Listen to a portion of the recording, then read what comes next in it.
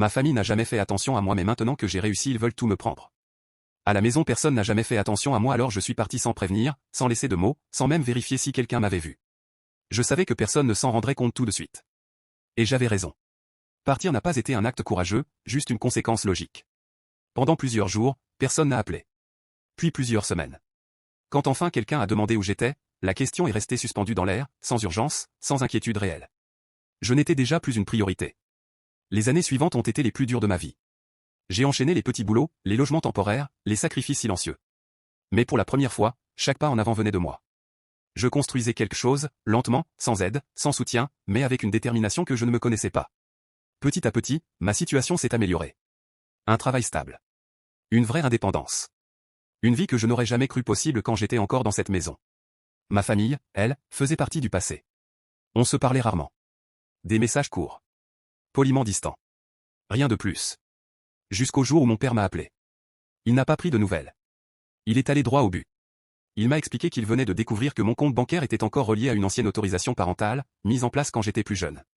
Une simple erreur, selon lui. Une erreur qui leur donnait encore un accès total. Au début, j'ai cru à une mauvaise blague. Puis il a commencé à parler d'argent.